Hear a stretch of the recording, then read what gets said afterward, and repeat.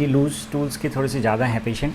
वैसे तो हर साल गर्मियों में देखे जाते हैं कि पेशेंट बढ़ जाते हैं, तो इस साल भी काफ़ी ज़्यादा पेशेंट्स की भर्ती भी हो रही है और ओपीडी में भी बहुत पेशेंट्स आ रहे हैं।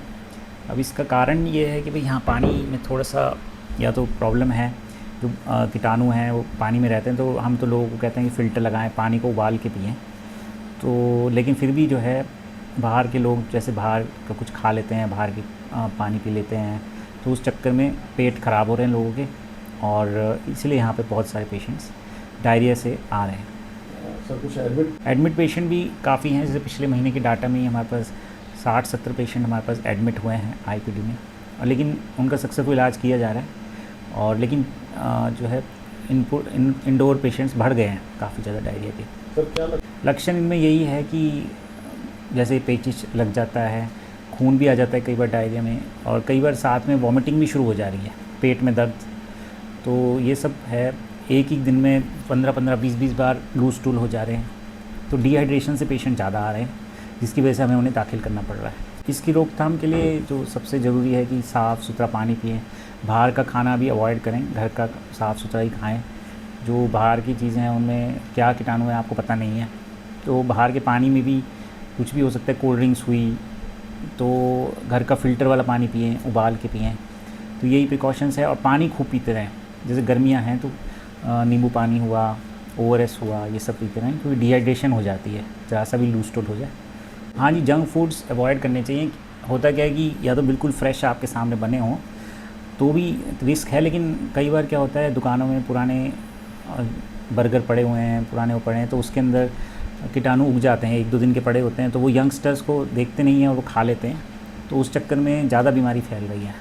पर डे ओपीडी हमारे पास जो जनरल ओपीडी है वहीं पे ही 20-30 पेशेंट तो रोज़ के ओपीडी में ही चले हुए हैं।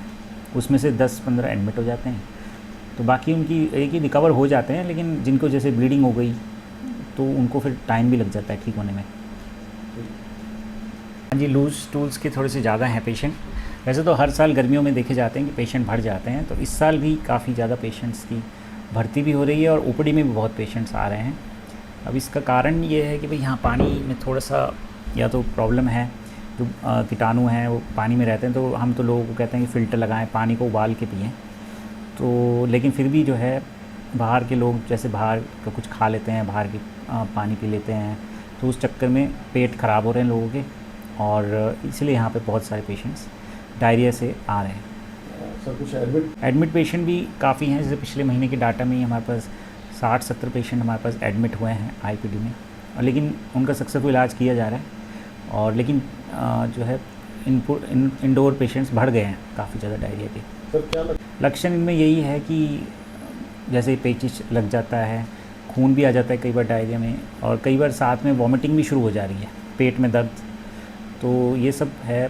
एक ही दिन में 15-15, 20-20 बार लूज स्टूल हो जा रहे हैं, तो डिहाइड्रेशन से पेशेंट ज़्यादा आ रहे हैं, जिसकी वजह से हमें उन्हें दाखिल करना पड़ रहा है। इसकी रोकथाम के लिए जो सबसे ज़रूरी है कि साफ़ सुथरा पानी पिएं, बाहर का खाना भी अवॉइड करें, घर का साफ़ सुथरा ही खाएँ।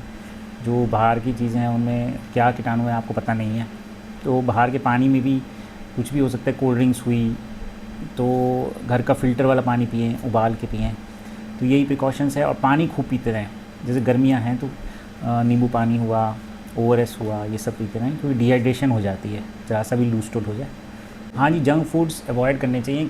होता क्या है कि या तो बिल्कुल फ्रेश आपके सामने बने हों तो भी रिस्क है, लेकिन कई बार क्या होता है दुकानों में पुराने बर्गर पड़े हुए हैं, पुराने वो पड़े हैं, तो उसके अंदर कीटाणु उग जाते हैं, 1-2 दिन के पड़े होते हैं, तो वो यंगस्टर्स को देखते नहीं हैं और वो खा लेते हैं, तो उस चक्कर में ज़्यादा बीमारी फैल रही है। पर डे ओपीडी हमारे पास जो जनरल ओपीडी है वहीं पे ही 20-30 पेशेंट तो रोज़ के ओपीडी में ही चले हुए हैं। उसमें से 10-15 एडमिट हो जाते हैं, तो बाकी उनकी एक ही रिकवर हो जाते हैं, लेकिन जिनको जैसे ब्लीडिंग हो गई तो उनको फिर टाइम भी लग जाता है ठीक होने में।